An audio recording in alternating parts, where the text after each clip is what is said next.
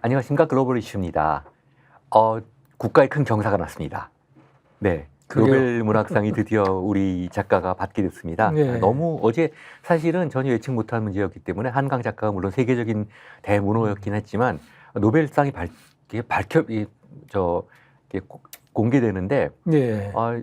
우리나라 출판 업계에서도 몰랐나 봐요. 너무 놀라더라고요. 그러게요. 네. 사람들이 그렇게 막 예전에 뭐 몇몇 후보들 막 기대하고 기자들 몰려가고 미리 네. 그하고는 달리 이번에 별로 그런 식의 기대는 없었는데 예. 예, 뭐 외국에서도 그렇고 국내에서도 없었는데 이렇게 잘 됐습니다. 오히려 예. 오히려 그 기대 못했기 때문에 충격이라고 그럴까? 네, 아직은 그 너무 의미를 더 강하게 있겠네. 저는 막 뭉클해갖고 거의 눈물이 나더라고요. 네. 한강 작가는 물론 뭐 아주 유명한 작가고 이미 뭐 세계적인 그렇죠. 문학상을 다 여러 번 수상한 작가이기 때문에 노벨상에 당연히 좀 받을 만한 자격이 있는 작가죠. 우리로서 큰 맞아요. 축하를 할 일이죠. 우리나라 문학은 오히려 그 본 실력에 비해서 네. 세계적으로 평가가 안 됐잖아요. 맞습니다. 노출도 안 예, 되고 여러 가지로 뭐 그 번역의 문제도 있었고 또 그러니까요. 그간에 우리나라가 전후에 급속히 발전은 했지만 문화적으로 원래 갖고 있던 실력만큼 인정을 못 받은 게 있죠. 그건 맞아요. 단지 이제 한 가지 이제 이번 일을 보면서 한강 작가가 블랙리스트였던 거 아시죠? 네, 물론. 예. 네. 그리고 요번에 보니까 경기도 교육청인가요? 거기서는 그 한강 작가의 그 작품이 청소년 유해도서로까지 그러니까요. 선정되었던 그 사실이 밝혀졌더라고요. 그 때문에 아마 그 책이 그 소년이 온다인데 네네. 소년이 온다가 5.18 문제를 다룬 거거든요. 네네.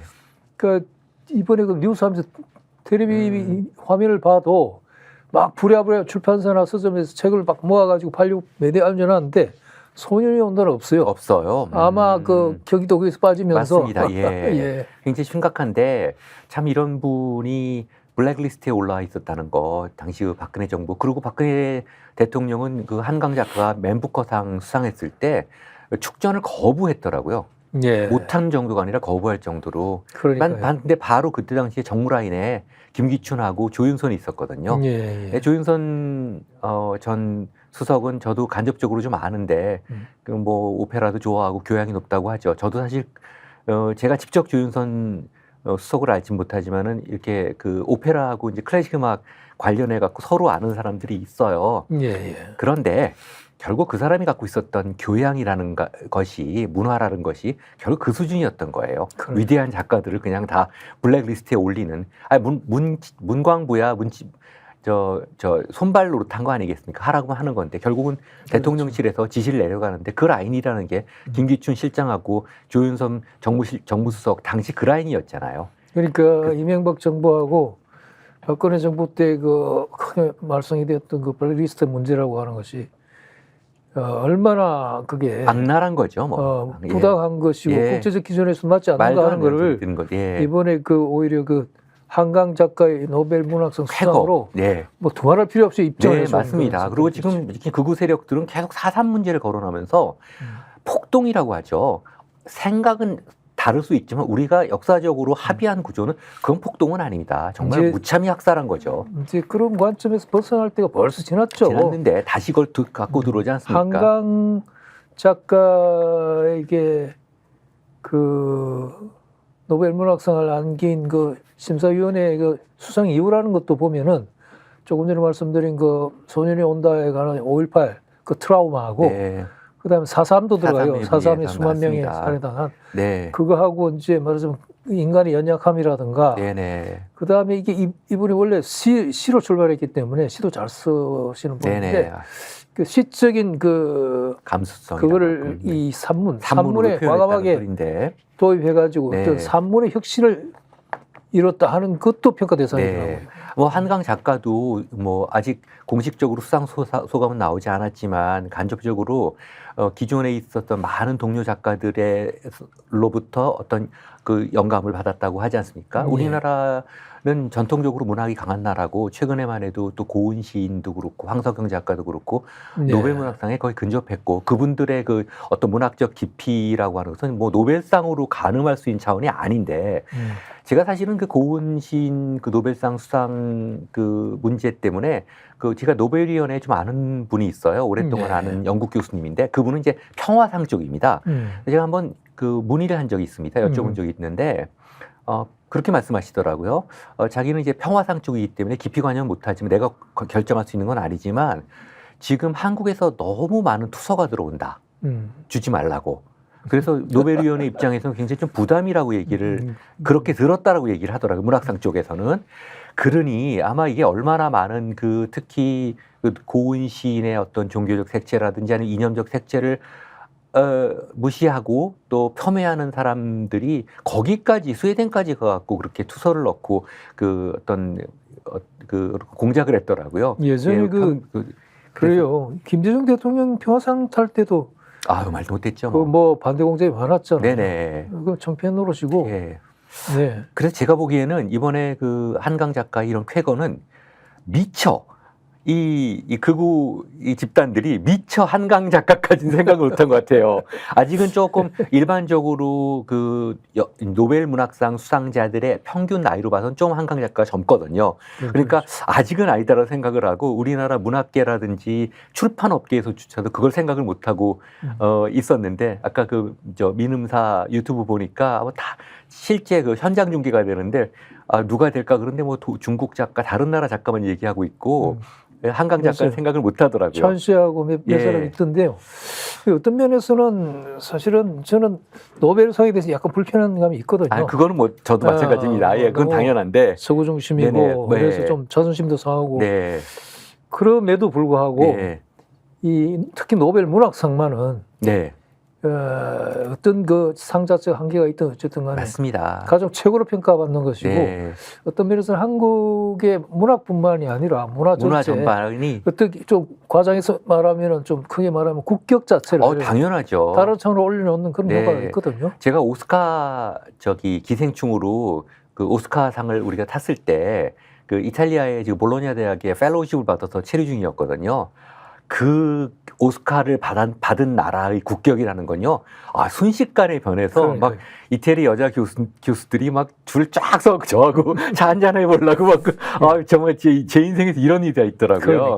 그 국격이라는 게 말할 것도 없는데 무엇보다 우리 현대사가 가졌던 깊은 상처에 대해서 더 이상 이제 논의가 없었으면 좋겠습니다. 4.3 그다음에 5.18 이런 문제에 대해서 5.18은 뭐 북한의 행위란 이런 그 참 있을 수 없는 얘기, 상식을 벗어난 그런 행동들. 저열하다고 해요. 저열한 이건 이념의 문제가 아니라 우리가 역사적 평가 끝난 문제인데 지금 와서 다시 끌고 다시 좀 돌이키는 일이 좀 없고 이것으로서 우리가 겪었던 역사적 그 트라우마가 얼마만큼 국제 사회에서도 그것을 인정하고 있는가 이런 것들이 이번 그 노벨 문학상 수상을 통해서 다시 한번 입증된 게 아닌가 그런 생각을 해봅니다. 계기가 됐으면 좋겠습니다. 네네, 그리고 하여튼 아울러 책도 좀 왕창 팔려서 뭐 그건 말할 거 지금 없대요. 지금 큰 문고회가 없답니다. 겪고 우리나라 대한민국 출판계에도 좀 풍풍이 불었으면 좋겠습니다. 그리고 좀 참 문학을 하는 사람들이 참 문학이라는 게 그 시대의 아픔을 다 품어내는 거 아니겠습니까? 참 대단한 좀 일이고 쾌거라고 하지 않을 수가 없습니다. 지금 제가 유럽에서 공부해 본 입장에서 보면은 그러니까 유럽이나 미국의 그 소위 말하는 기존의 선진국들도 이제 한국의 문화를 자기네 주류급으로 인정을 하는 거죠. 그렇게 생각을 합니다. 하여튼 다시 한번 우리 한강 작가 저도 팬입니다. 뭐 너무 그 전에도 좋았는데 축하드립니다. 요새 윤석열 대통령 그 아세안 가서 필리핀 거쳐갖고 저기 라오스가 있죠. 뭐 하러 갔는지 모르겠는데 별로 성과가 없는 것 같아요. 아세안 플러스 3라고 해요. 아세안은 매년 하긴 하는데 지난 2년 6개월 동안에 여러 가지 정책 실패가 많았습니다. 거의 전 분야에 걸쳐 실패를 했는데 그 중에서 가장 좀 창피하고 미미한 성과라고 할 것도 없고 정말 이렇게 무참히 그 국격이 떨어지고 무너졌던 게 외교 분야였거든요. 더 말할 나위 없이 부산 엑스포만 생각을 해도 요번에 그 삼국 비밀 문서 국회에서 국감에서 나왔지만 알지도 못하면서 다 될 거라고 생각을 했지 않았습니까? 근데 저번에 한덕수 총리가 국회에서 그분이라고 감히 직함과 이름도 못 붙이고 그분이라고 거명한 사람인데 그 사람이 김태호 차장입니다. 지금까지 4명이나 그 국가안보실장이 교체됐음에도 불구하고 김태호 차장은 건재하고 뿐만 아니라 많은 사람들이 가장 강한 권력을 가지고 있는 사람이라고 얘기를 하고 있습니다. 사실상 뭐 거의 그 대통령에 준하는 권력을 외교에서는 갖고 외교 대통령이라고 하는데 도대체 어떻게 이런 일이 발생된 겁니까? 그러게요. 뭐 거의 제 2인자라고 네. 하니까요. 근데 뭐 과거 제가 이렇게 좀 알아보니까 네. 우선 대통령과의 그 친분 관계나 이것이 보통이 아니고 아주 가까워요. 지금 살고 있는 그 관저를 뺀 사저가 지금 같은 아파트예요. 이게 예. 아크로비스트입니까? 네. 아크로비스트라고 유명한 고급 아파트가 있더라고요. 예. 서초동에. 예. 서초동에 그 예전에 저는 그런데 안 살아서 모릅니다. 유명한 그 삼풍 백화점 무너진 게 예. 있어요. 아이고. 그 백화점 자리에 지은 아파트예요. 네. 29층까지 올라가는. 굉장히 비싼 아파트인데 거기 대통령하고 이 김태호 씨 가족이 그게 같은 아파트에 살더라고요. 그래서 일설에 의하면 이게 확인된 건 아닌데 뭐 굉장히 가깝게 지내고 술 친구이기도 하고 또 보니까 그 부모가 김태호 씨 부친이죠, 보니까. 네. 아버지가 보니까 윤 대통령이 그 검찰 20년 선배더라고요, 네. 보니까. 그러니까 이분이 김경애라고 하는 분인데 이분이 뭐 보니까 검찰 생활 오래 했고 대검 중수부장까지도 했고 그 시절에 윤석열 당시 검사의 20년 선배였고 그래서 굉장히 이제 그 선후배 사이에다가 그 아들도 같은 아파트에 살고 뭐 이런 아주 가까운 인연이 있더라고요. 그리고 무엇보다도 그 중요한 게 이 사람의 그 윤 대통령의 그 외교 안보 정책인데 안보 정책에서 저는 이제까지 지난 한 2년여 그 경험을 통해서 윤석열 대통령이 이런 식의 어떤 안보 외교 정책을 안출해냈다기보다는 그걸 말하자면 고안해내고 정식화한 사람은 바로 김태호 제1차장이라고 볼 수밖에 없는데 그 부분에서 바로 그 부분에서 특히 엄청난 그 영향을 미치는 것 같고 그 부분은 거의 이제까지 말씀하신 대로 그 안보실장이 4사람째 바뀌었는데도 그 사람들이 실제 주인이 아니라 안보실에 실제 주인은 김태호 제1차장 그런 거죠. 이라고 예. 하는 말을 들을 정도로 이분 네. 연출이고 대통령 계획 뭐 외국 원수들과 같이 할 때 배석할 때도 항상 빠지지 항상 그렇지 않고 않습니까? 브리핑도 그거 하고 그럼 그 그리고 전부터 그러니까 이명박 대통령 되기 때도 전부터 예. 이명박 때도 그렇지만 대통령 되기 그렇죠. 전부터 이제 맞습니다. 술 친구로서 가까웠다는 얘기 아닙니까? 그렇죠. 그리고 네. 그 아버지 때부터 이제 인연이 네. 있으니까요. 그리고 대통령직 인수위원회 보니까 여기 안보위원 인수위원이더라고요 이미. 예. 그다음에 이명박 대통령 때 초창기부터 이미 그 뭡니까 외교안보 그 브레인으로서 네네. 대외정책 비서관이니 기획관이니 해서 오랫동안 그때도 했고, 문제가 많았죠. 그때 지소미아라고 예, 지소미아. 한일 그 군사정보 보호협정 보고 밀실 타협을 했다가 일종의 뭐 들통이나 드러났다고 했나요? 네. 그 때문에 실형받았지 않습니까? 물러났죠. 그거 네. 실형받은 나중에. 거는 그 뒤에 이제 네. 군사정보 기밀 유출로 해가지고 예. 그러니까 이 양반이 보니까 더 그 뿌리를 어느 그 전문 연구자들로부터 제가 또 들은 게 있는데 이분이 서강대학교 정외과를 나왔어요. 네. 정외과 당시 교수가 누구냐면 이상우 교수인데 이상우 교수님. 예. 이상우 교수 옛날에 그 한국일보 기자도 잠시 했고 그다음에 이상우 교수님 그러셨어요. 그렇죠. 한국으로. 예. 조선일보도 한 편집 기자 3년 정도 했어요. 아, 네. 근데 이 양반이 그 서강대 거의 그 정외과 교수를 한 27년인가 8년인가 하면서 하와이 대학 유학했는데요. 아주 어떻게 보면 굉장히 현실주의 그 국제 정치학 쪽에 어떻게 보면 지독한 반공주의자예요. 반공주의자죠? 그렇죠. 반공주의자인데 네, 그럼요. 그 김태호 차장이 바로 직계로 물려받은 예. 그리고 일설에는 그 이상우 사단이라고 할 정도의 그렇습니까? 그 같은 사람들 훈련받은 네. 그런 사람들이 집단이 있다고 해요. 네. 예. 그러니까 최근에 막 등장한 뉴라이트 집단들 하고 아주 굉장히 친연성도 있고 관계가 있는 것 같아요. 네. 예. 아유, 참. 네. 참, 이건 어떻게 또 더 이해를 해야 될지. 그야말로 어떻게 보면 백지 같은 윤석열 대통령의 외교안보 그렇다고 할 수 거기다가 그냥 그림을 그려놓죠. 그거 어떻게 보면 언뜻 비교하자면은 전두환 정권 당시에 김재익 그 경제수석 같은데 김재익 수석은 실력이 대단한 분이었죠. 예. 네네. 김재익 수석은 정치학자로서 예. 말씀하시니까 그 김경애라고 그 김태효 차장의 부친이 바로 50대 1980년대에 아주 맹활약을 하셨어요. 예. 그때 서울지검 그 보니까 공안부장도 했고, 아 예. 그러니까 우리가 잘 아는 박중철 사건이라든가 그다음에 권인숙 그 아이고, 구천사 예, 성범죄 예, 사건, 성범 사건 예. 그거 다 담당을 했더라고요. 담당을 할 정도로, 예. 물론 이 사람이 뭐 그걸 아주 뭐 어떻게 판결했는지 그것까지는 우리가 따져보지는 않았지만, 편파적이라든가 이런 얘기를 듣지는 않았지만, 들어보지 못했습니다만, 일단 그 50 그 당시 전두환 체제 시대에 아주 대표적인 공안부장 네. 검사로서 또 그런 분위기가 느껴져요, 보면은. 그러니까 공안부장이라고 하는 게 가장 그 우리 그 반공 정권의 가장 그 뭡니까 상징적으로 나타내는 그렇죠. 그 검사상이잖아요. 그러니까 말하자면 반공법이라든가 국가보안법이라든가 이 사상이나 네. 특히 북한과 관련 이념적인 문제를 담당하는 게 공안부장이거든요. 네. 그 예를 들면 옛날에 그 긴급조치 구호나 뭐 아니면 시국 사건으로 잡혀 들어가면은 공안 검사들이 다 담당을 했어요. 네, 그렇죠. 바로 그런 말하자면 정권의 그 파수병이기도 하고 경호 부대이기도 하고, 근데 이념적인 그 뭐라고 그러나 가드죠, 가드. 네. 그런 역할을 한 게 이제 그분 부친이 그렇거든요. 아마 뭐 단정적으로 얘기할 수 없지만 그런 분위기를 많이 물려받은 것 같고, 불러받았겠죠. 예. 그 이상호 교수가 철저한 반공주의자이고 네. 마찬가지로 어떤 그런 분위기가 있어요, 보면. 네네. 예. 어쨌든 간에 뭐 그거는 어떻다 하더라도 현재 외교 정책이 어느 정도 실행돼야 되는데 예. 지금 뭐 부산 엑스포도 지금까지 2년 6개월 이제 동안 딱 그런 식으로 실행이 됐죠. 근데 그렇게 실행되긴 했는데 실패를 했죠.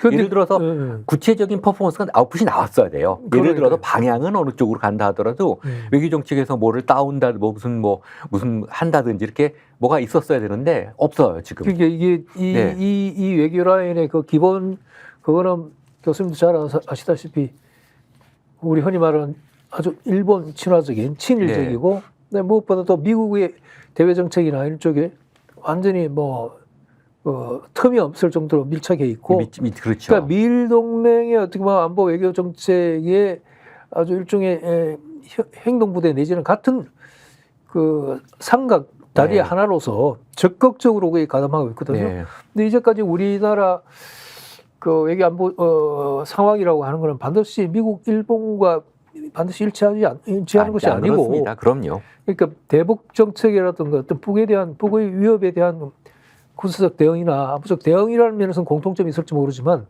국익은 여러 가지 뭐 경제적으로나 정치적으로나 좀 다르잖아요. 같지 않잖아요. 당연하죠. 예, 그런 면을 지금 진행되고 있는 건 도외시하고 예. 미국이나 일본이 바라는 가장 바라는 바를 그대로 다 들어준 셈이거든요. 네. 그것이 우리 대한민국의 어떤 국익이나 그게 가장 합당한가는 또 전혀 다른 문제인데, 맞습니다. 예. 그런 관점에서 따져본다면은 교수님 지적하셨듯이 우리가 보기에는 실패라고 할 수 있고 위험하다고 할 수 있고, 위험하죠. 그러니까 근데 그분들은 불행하게도 그것이 답이라고 생각하고 있는 것 같아요. 뭐 예를 들어서 제가 보기에는 뭐 뉴라이트 세력의 어떤 그 입장을 외교 최전선에서 구현하고 있는 것이 아닌가 하는 추측이 들고 있습니다. 맞습니다. 사실은 그 일본과 우호 협력 관계를 유지하는 거는 좋죠. 일본이 좋다는 건 나쁘지가 않은데 문제는 이 사람들이 일본의 군국주의 세력의 입장과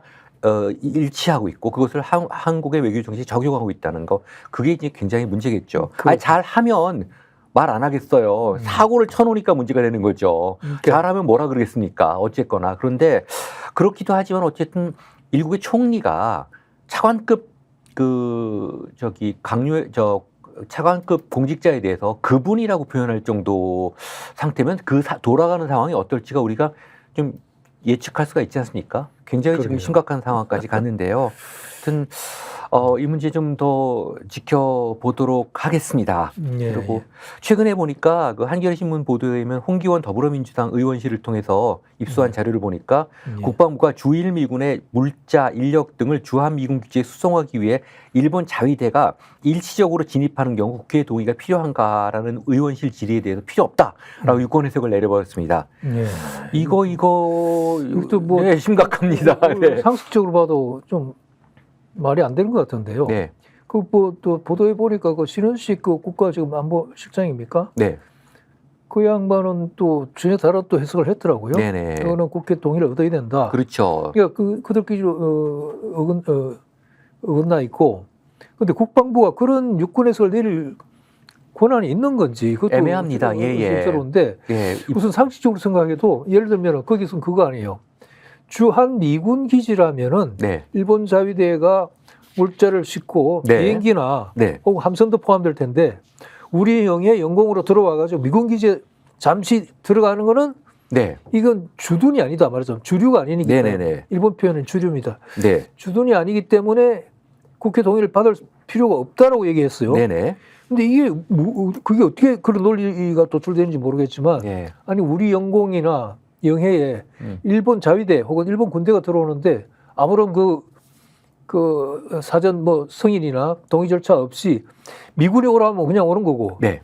그럼 이런 상황이 일반화된다면은 일본은 언제든지 당연하죠. 미군만 부르면 네. 언제든지 한국에 진입할 수 있다는 얘기고 네, 맞습니다. 어떤 목적이든 네네. 우리는 거의 체크도 할 수 없고. 그렇죠. 이게 말이 됩니까? 이게 지금 군사 작전으로 지금 들어오는 거, 수송 작전. 예를 들면 여기 지금 그럼요. 얘기하는 군대가 들어오는 건데. 군대가 들어오는 거예요. 그럼요. 군대가 예를 들어서 일본 자위대가 어떤 평화 사절의 일부로 들어와 갖고 뭐 축하 모임을 한다 이런 게 아니라 그렇죠, 그렇죠. 일본 자위대가 주일 미군에서 주한 미군 쪽으로 물자 수송을 위해서 진입하는 겁니다. 그렇죠. 이거 지금 군사 작전이 이러는데 심각한 거거든요. 그럼요. 세상에 우리 영토에 다른 나라 중무장한 군대가 지금 들어오는데 그것이 국민의 대표기관에 어떠한 동의도 받을 필요 없다. 특히 여기 보면 제가 읽어드리겠습니다. 헌법 제60조 제2항은 국회는 선전포고 국군의 외국의 파견 또는 외국 군대의 대한민국 영역 안에 주류에 대한 동의권을 가진다. 이렇게 지금 명문의 규정으로 명시하고 있습니다. 이 주류라고 하는 게 저도 요즘 안 쓰는데 이제 군대가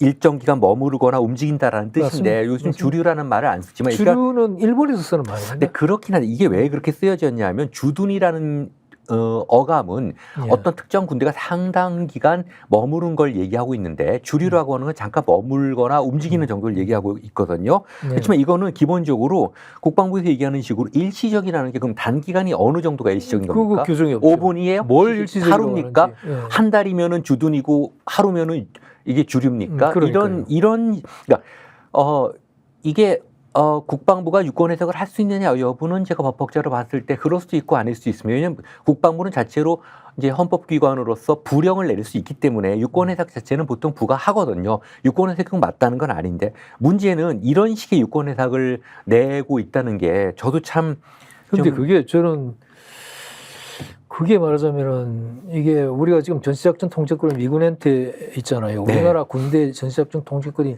지휘권이 말하자면 미군에게 있어요. 네. 근데 평시작전 통제권은 한국군에 있거든요. 있죠. 예. 그럼 전쟁이 날 경우에 전쟁이 그냥 평시로 나눠서 생각해 볼 수 있는데 평시에는 한국군에게 그 전시작전 통제권이 있어요. 그러면은 평시에 전쟁이 나지 않았는데 일본 자위대가 영공이나 영해를 통해서 미군 기지라고 미군 기지가 딴 데 있는 게 아니고 우리나라 영공 영해 내에 있어요. 근데 우리한테 아무 그것도 없이 그냥 갈 수 있나? 네. 이거 말이 안 되죠. 네네. 그다음에 전시라고 칩시다. 네. 전시면은 미군이 지휘권을 갖고 있어요.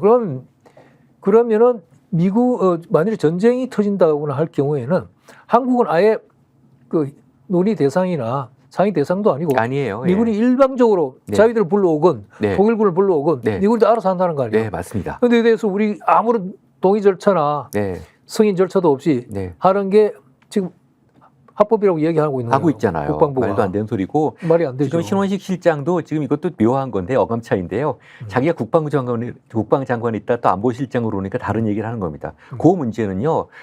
한국 전쟁 때 그 메카더 사령부가 급한 경우 일본 자위대를 투입하겠다고 얘기를 하니까 이승만 대통령이 만약에 자위대가 투입되면 우리는 총뿌리를 겨눠서 남쪽으로 가겠다고 얘기를 할 정도. 이승만 대통령도 그랬어요. 그 그렇죠. 정도의 문제들인데 그 당시 그 뒤 역사 하나 비밀 자료에 보면은 자위대라는 이름으로 들어오지 않았지만 일본으로 들어왔어요. 들어와가지고 그렇습니다. 그 기뢰 제거, 기뢰 제거 소해정들이 했죠. 들어왔어요. 맞습니다. 예. 네. 그래가지고 그때도 공식적으로 밝히지 않고 실은 들어왔거든요. 네. 맞아, 미군은 일본 군대를 여기 들어와가지고 자기 작전에 투입하고 싶은 거예요. 당연하죠. 그럼 근데 실제 투입했고. 그런 경우에 정말 위험한 게 주변 정세를 굉장히 변화시킵니다. 지금 예를 들어서 자위대가 전수방위 개념 아닙니까? 일본 열도 내에 있는 거하고 이게 전진 배치가 돼갖고 한국까지 들어오는 건요. 이 주변 어떤 지오폴리틱스 이런 정세를 봤을 때 굉장히 위험합니다. 저도 사실 일본 학자들하고 얘기하면 일본 학자들이 뭐라 그러냐면 니는 참 힘들겠다. 우리 미국만 붙들고 있으면 돼. 이렇게 얘기하거든요. 이 한번 정세를 보세요. 서태평양상에 이렇게 둥둥 떠 있는 일본 입장에서는 미국만 강건히 붙들고 있으면 되는데 우리는 지금 낀 나라거든요. 그런 나라가 일방적으로 한쪽 편을 들었을 때 오는 그런 어떤 결과를 어떻게 감당하려고 저 사람들이 저러는지. 더욱이 일본은 우리하고는 아주 특수한 관계죠. 예. 일본은 지난 세기 근대 이후에 우리나라 침략하고 식민 지배한 것 자체를 합법이라고 지금까지 주장하고 아직까지 있고, 그러죠. 예. 그게 진정으로 반성하지도 않고, 그게 1965년 내년이면 60주년이 되는데 네. 거기서 65년도에 그 형식적으로 국회 정상화를 하긴 했지만 실제로 그 과거사에 대해서 반성한 적도 없고 한마디도 안 했습니다. 배상한 적도 없고요. 네. 이제 그런 군대를 그리고 늘 그 우익들을 입만 열면은 자기들의 그 군사적 이익선이라는 게 한반도와 심지어 늦게 만주까지가 자기 권역으로 차지해야 된다고 주장하는 그건 우익들이 아직도 일본 정치의 주류를 이루고 있는 그런 나라의 군대를 우리나라 아무런 국회나 국가기관의 승인 절차나 상의도 없이 미군이 오라고 하면 그냥 다 합법이라고 얘기해버린다. 들어간다. 이게 있을 수 있는 얘기죠. 그리고 국방부가 난 도대체 국방부가 우리나라를 지키는 국방부인지 아닌지 그걸 모르겠어요. 맞습니다. 지적 잘하셨어요. 네. 요새 국방부가 오만 불손하기가 지금 극에 달하고 있습니다. 저희가 동영상 하나 준비했거든요. 그 국방장관하고 그 방첩대장이 이번에 국감장에서 했던 동영상이 있습니다. 한번 틀어주시겠습니까? 군복 입었다고 할 얘기 못하고 가만히 있는 건 더 병신이라고 생각합니다. 신원식 장관 그런 거 문제 있다고 느끼신 적은 없죠? 빨리빨리 대답하세요. 뭐 굳이 대답할 필요를 못 느낍니다.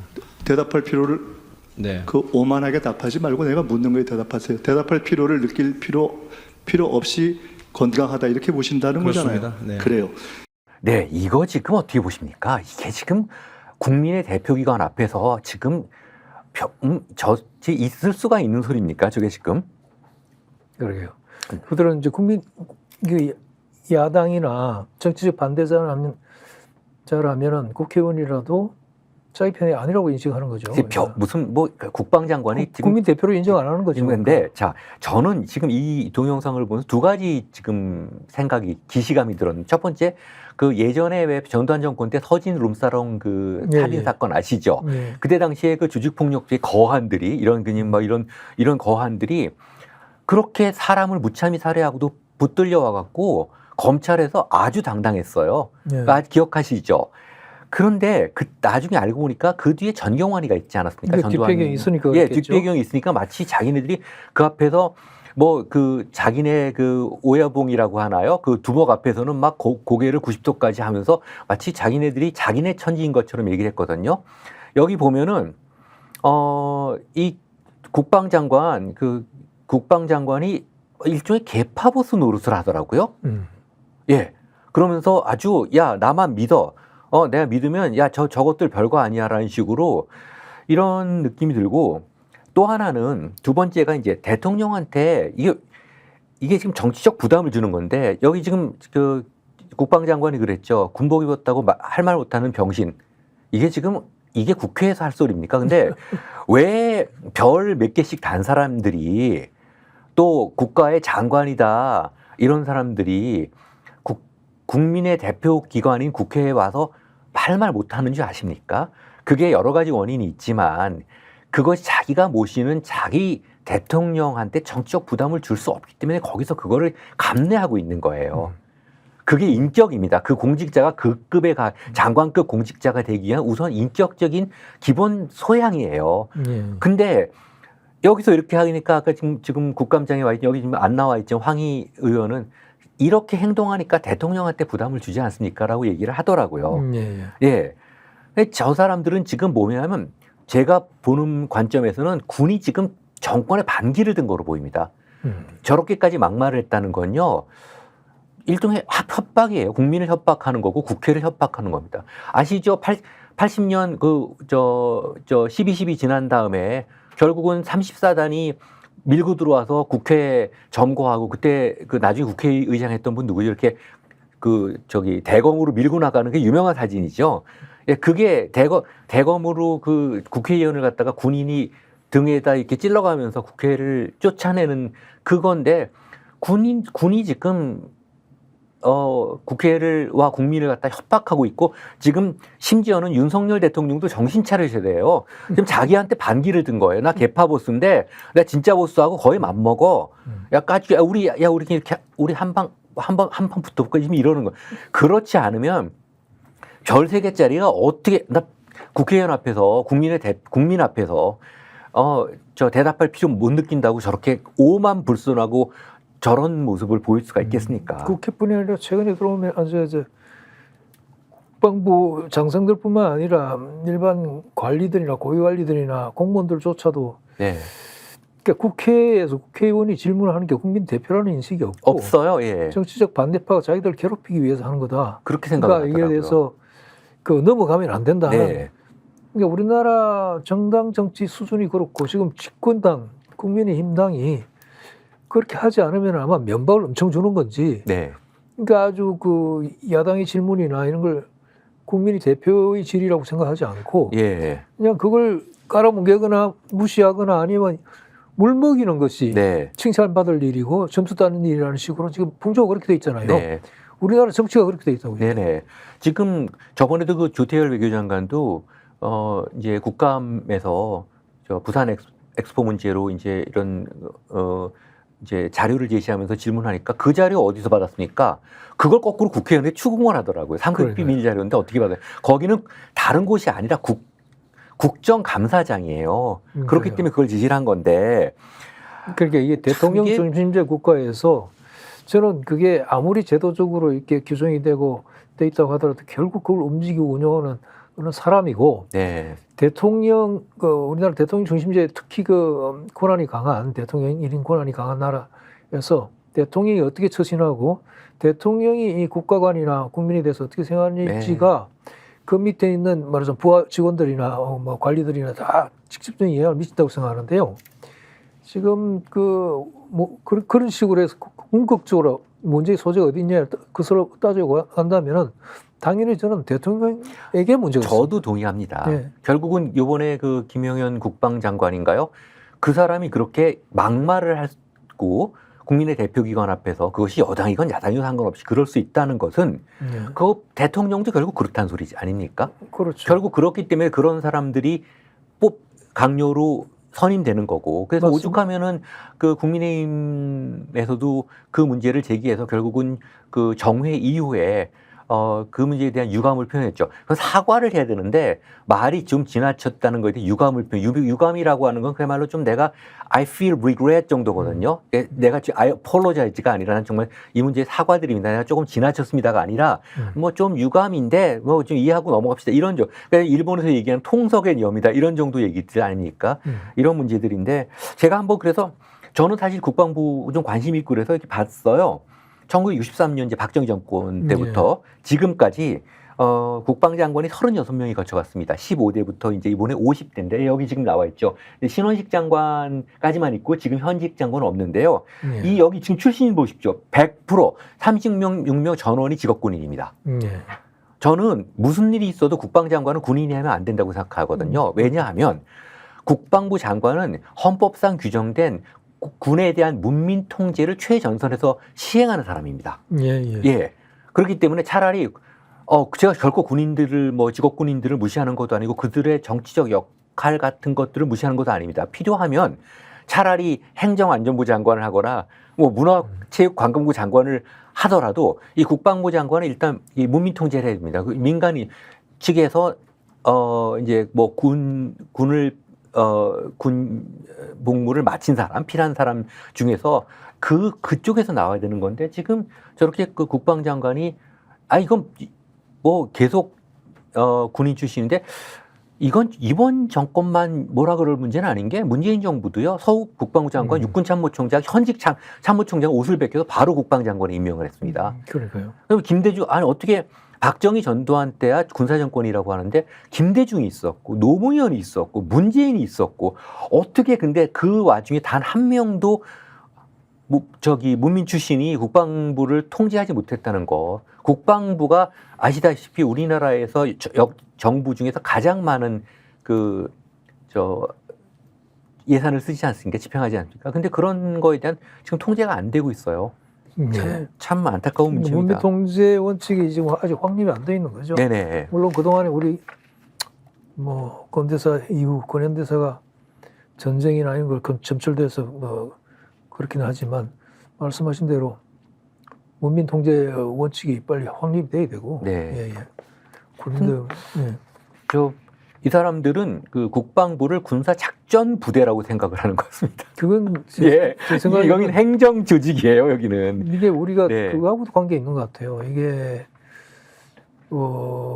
이게 나라의 어떤 자립이나 자율성이라고 할까 관계 있어요. 왜냐하면은 우리나라 군대는 어떻게 보면은 미군 지휘 체제 하에 되어 있기 때문에 일단 상명 하복의 그런 위계 질서식으로 되어 있기 때문에 어떤 독자적인 어떤 한 국가의 독자적인 어떤 그걸로 볼 수 없는 측면도 있기 때문에 우리나라 국방장관이나 군대라고 하는 게 아직 아까 말씀드린 대로 전시작전 통제권조차도 참 안타깝죠. 이만한 국가 무력 수준으로 군사력 수준으로 치면 세계 6위, 4위, 7위, 5위 뭐 6위, 한 그런 나라가 아직 자기 군사작전 통제권도 없으니 이게 정상이 아니죠. 그래서 국방장관도 그렇고 국방부도 그렇고 아까 조금 전에 우리 일본 자위대가 미군 기지라면 잠시 들어오는 거는 국회 동의도 안 받아야 된다고 하는 식의 사고방식이 나올 수 있는 것도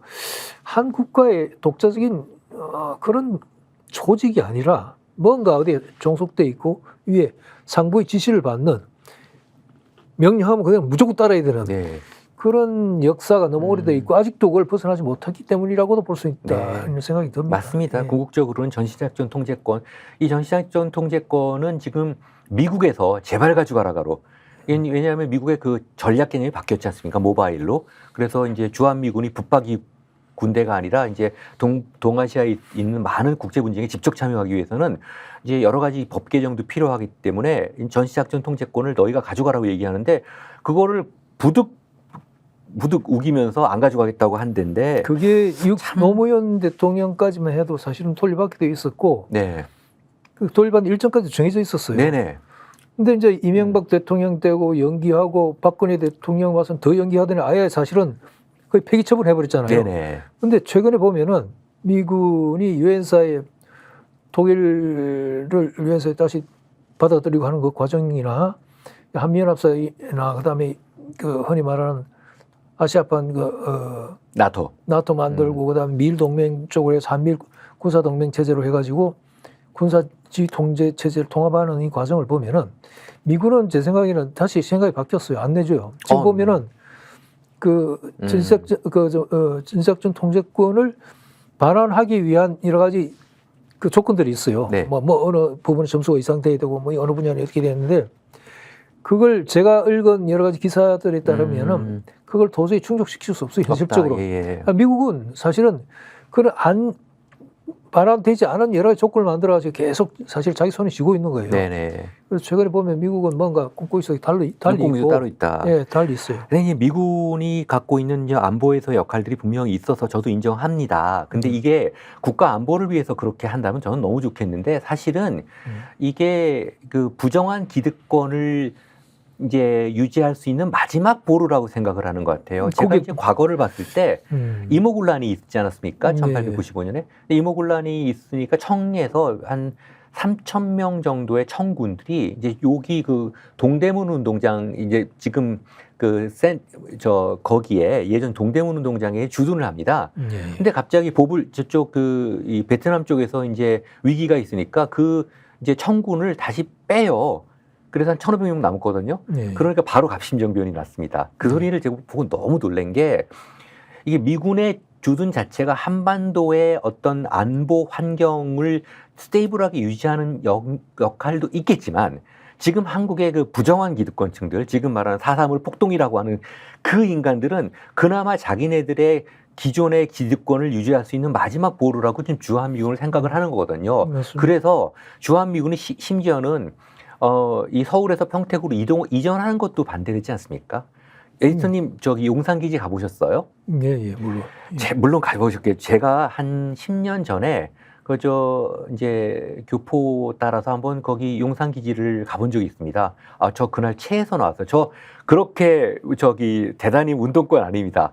그리고 미군이 우리 통일 이후에도 이 한반도의 어떤 평화 안전을 위해서 주둔해야 된다고 생각하는 사람인데 제가 용산기지를 가보고 너무 놀란 게 그 안이요. 완전히 미국이더라고요. 여기 식민지로 봐요, 완전히. 그렇죠. 너무 놀란 게 그래서 좋습니다. 우리 필요에 의해서 미군이 주둔할 수 있어요. 충분히. 그러나 한 나라의 수도에 거대한 중무장한 외국 군대가 주둔하면서 그 나라 심지어 도시계획까지 좌우할 정도가 된다면은 이게 어떻게 주권국가라고 얘기할 수가 그러니까요. 있습니까? 거기에 있던 미군 쪽하고 손잡고 있는 국내 기득권 세력의 정치적 혹은 사회적 지위 보장을 위한 역할을 분명히 하는 게 주한미군의 아주 큰 역할 중에 하나고요. 네.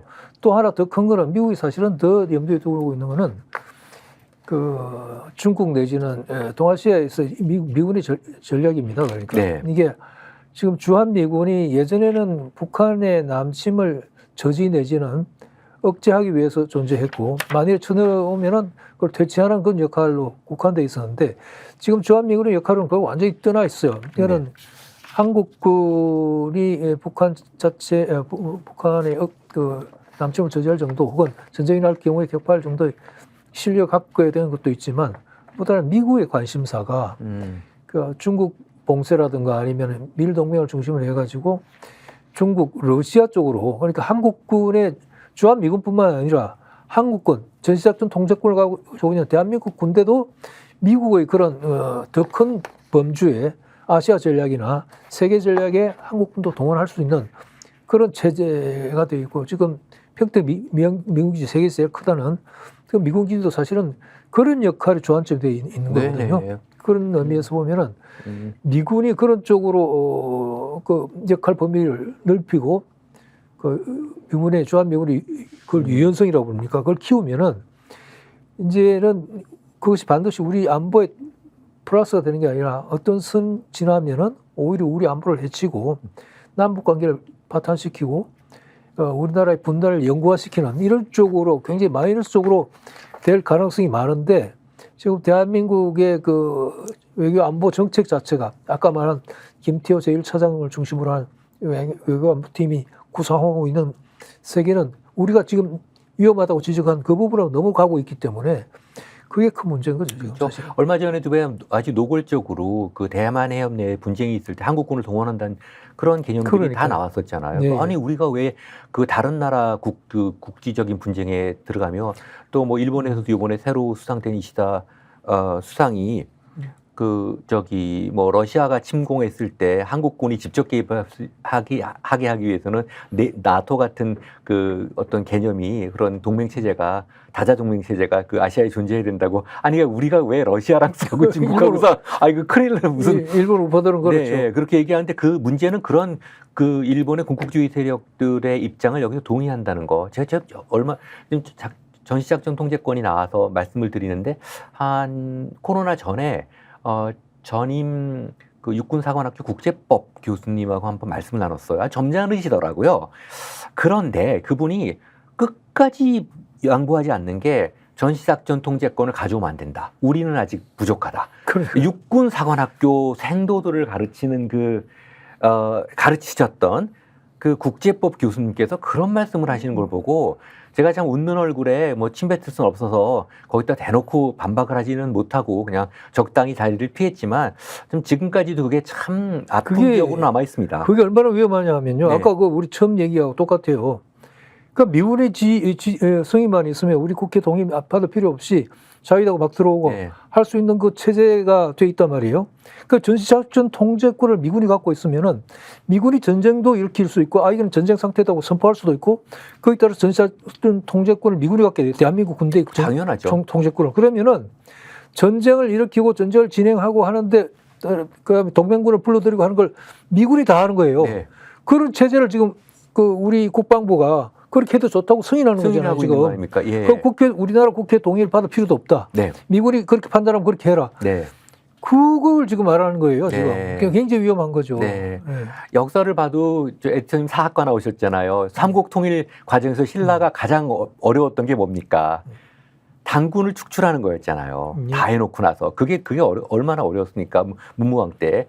그러니까 이제 건전한 의미 동맹 관계는 좋습니다. 또 군사적 동맹도 필요하죠. 그거는 우리의 어떤 균형추, 레버리지를 위해서 분명히 필요한 문제들이기 때문에 저도 개인적으로 뭐 미군을 무조건 물러나라고 하는 게 아닌데 우리가 우리 군에 대한 통제권을 가지고 미군과 대등한 입장에서의 동맹 관계, 군사적 협력을 하고 또 어떤 그 외부로부터의 안보 위협을 대처하는 건 너무 좋은데 이게 그걸 넘어서서 우리 안보 환경을 위협해 버리는 상태가 되니까. 미군의 판단도 일관되지 못해요. 네네. 그때 뭐냐면은 그 노무현 대통령하고 문재인 대통령 때도 그랬는데 사실은 미국은 그때는 빨리 찾아가라고 그랬어요. 네. 그 전시작전 통신을 찾아가라고 했는데 그 뒤에 이제 이명박 박근혜 것도 완전히 바뀌고 한국 그다음에 그 당시 장성 출신들이 막 데모했어요. 전시작전 통제권 가져오면 큰일 난다고. 맞아요. 그러니까 성우회에서 그 했습니다. 그렇죠. 그런 예. 그들이야말로 미군이 미군하고 손이 잘 맞는 그들하고 이익을 같이 하는 집단이라고 할 수 있죠. 그렇죠. 그들은 그럴 수 있어요. 네. 근데 물론 그게 옳다는 게 아니고 그런 그들이 지금 한국에서 어떻게 보면은 특히 국방 관련 해가지고는 그들이 주류고 네. 더 큰 힘을 갖고 있다고 할 수 있어요. 네. 그러니까 자기 군대 작전 통제권을 다른 나라 타국에 맡겨놓고 아무 문제의식도 못 못 느끼는 느끼는 거죠, 진짜로. 예, 예. 그걸 육군사관학교에 우리 생도들을 가르치는 그 저기 국제법 교수님께서 그런 말씀을 한번 하신 걸 듣고 제가 굉장히 놀란 적이 있는데요. 더욱이 네. 일본 아까 말씀드린 거 일본군이 들어와도 좋다고 하는 발상은 나는 발상 자체가 정말 이건 충격적인 뭐 발상이죠. 충격적인 발상이죠. 예. 네. 참 우리 군대 보면 자랑스럽습니다. 저도 예전에 저 무슨 한라산 이렇게 갔을 때 보면 특전사 그 동계 훈련 나올 때 있거든요. 이렇게 마주쳐요. 등반하다 보면 그러면 진짜 제 입에서 자랑스럽습니다. 수고하십니다. 훌륭하십니다. 정말 자랑스럽습니다라는 말이 나오거든요. 국민은 국군을 이렇게 사랑하고 지원하는데 가슴이 뭉클해질 정도인데 아니 이게 군 최고 통수권 그 리더십 라인에서 이런 황당한 이런 일이 벌어진다. 진짜 상식적으로 용납할 수 없는 발상이 이루어진다는 거. 그 참 예. 너무 안타까운 일입니다. 하여튼 전 정말 국방장관이 이번 정권에서 불가능하겠지만 다시 좀 민주 정권이 들어오면 제발 국방장관만은 정말 건전한 국방을 가진 문미 출신이 좀 국군을 통제했으면 좋겠습니다. 예, 그런 부분들이고요. 우리가 좀 준비한 자료들이 더 있었는데 안타깝게 이제 시간이 다 된 것 같습니다. 그래서 이번 나머지 얘기들은 좀 다음 주로 넘겼으면 좋겠습니다. 네, 저희가 준비한 주제는 여기까지입니다. 오늘 잘 들으셨는지 모르겠습니다. 다음 주에 좀 더 좀 활기찬 내용을 가지고 여러분들 찾아뵙기로 하겠습니다. 예, 오늘 감사합니다. 네.